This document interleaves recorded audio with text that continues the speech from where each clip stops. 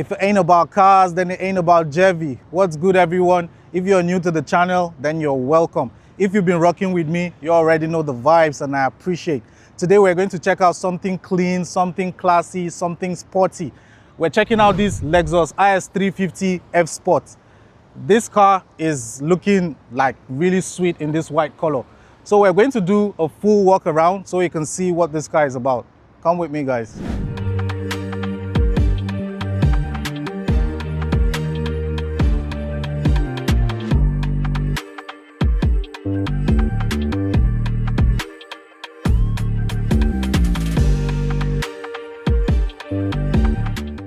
Now, under the hood of the Lexus IS350 F Sport comes with a 3.5-liter naturally aspirated V6 engine.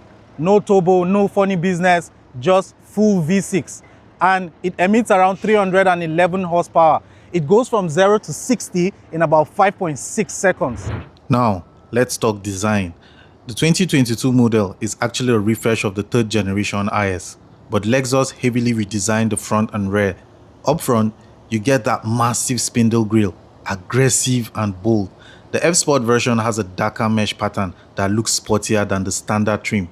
The headlights, man, sharp triple beam LED design depending on the spec.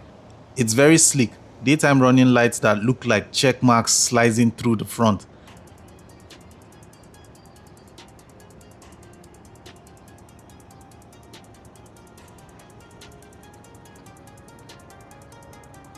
The front bumper is sculpted with sharp air intakes and aerodynamic lines.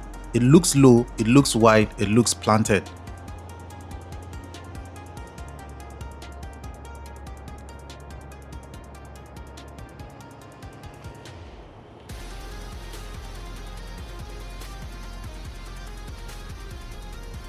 Now for the side, clean character lines, F Sport badging, 19-inch F Sport wheels, low roofline that gives it that coupe-like feel.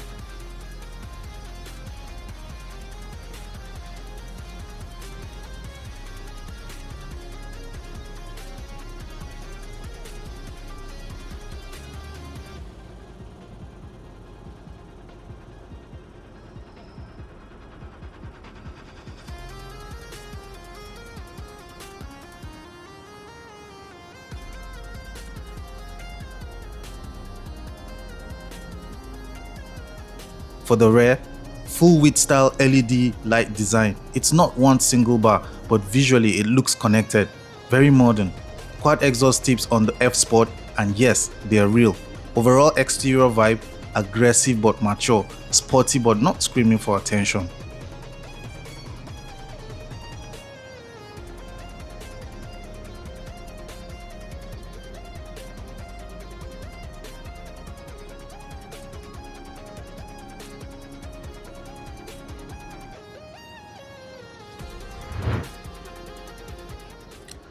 Now, stepping inside, the first thing you notice is the driver-focused cockpit.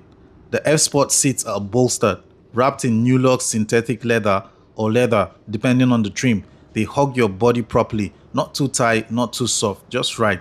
The steering wheels are thick, sporty, and it feels solid in hand.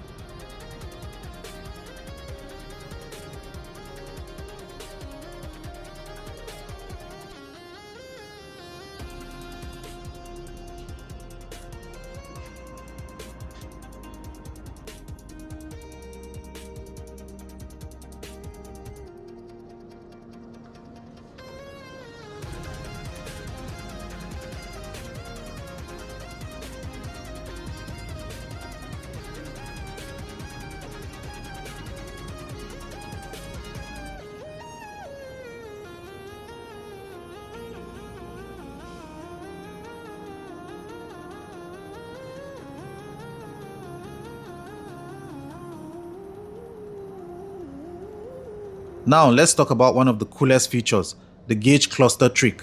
The speedometer cluster is inspired by the Lexus LFE supercar. You press a small button near the cluster and the circular digital ring slides from center to the side. When it moves, you unlock more display information, G-force meter, performance data, navigation info, drive mode visuals. It's one of those small flex features that just feels cool anytime you use it. Now for the drive modes. You've got a drive mode selector knob near the shifter. Eco, Normal, Sport, Sport S Plus in some trims. Sport S Plus tightens the steering, sharpens the throttle, and firms up suspension if equipped with adaptive dampers. The car becomes noticeably more aggressive. Let's talk about the infotainment system. You get an 8-inch or optional 10.3-inch screen. There's a map button, menu button, media, radio, climate controls integrated, Apple CarPlay and Android Auto. But here's the thing, the older Lexus models use this touchpad controller instead of full touchscreen. Some refreshed versions add touchscreen support. The touchpad can be tricky, it's sensitive, sometimes overshoots your selection, takes getting used to. It's not the most intuitive system compared to the BMW's iDrive or Audi's MMI. That's one of the main criticisms people have.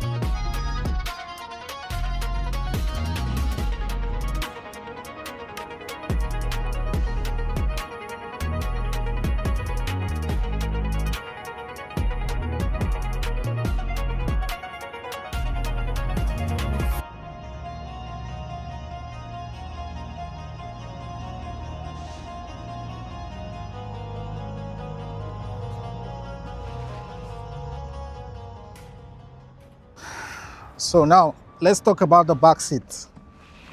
The back seat feels a bit tight, but it has a bit of leg room, but it's still tight. Now let's talk about the sunroof. Well, it's quite big, but not big enough. You know, like most cars these days just have the sunroof extending to the end, but then this is quite small and tiny. But it does the job for now, I guess.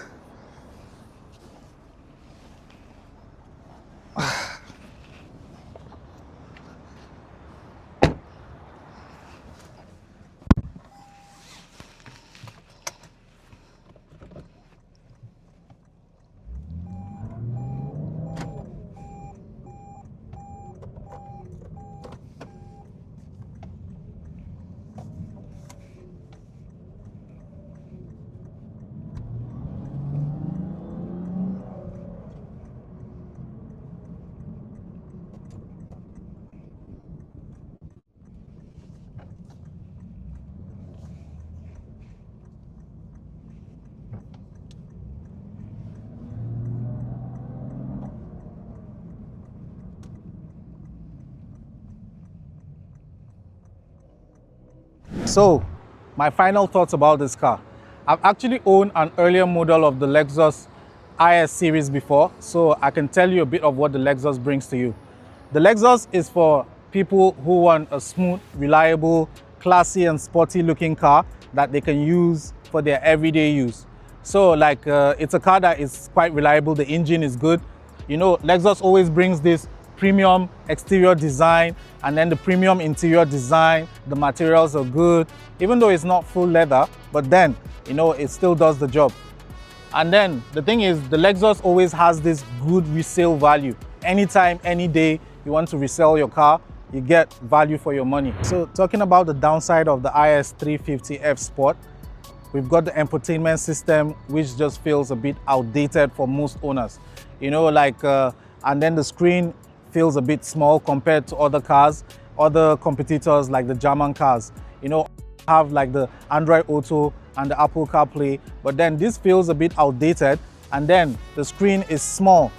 So like, this is something that most owners just find a bit frustrating, and also the pad can feel a bit frustrating also for navigation.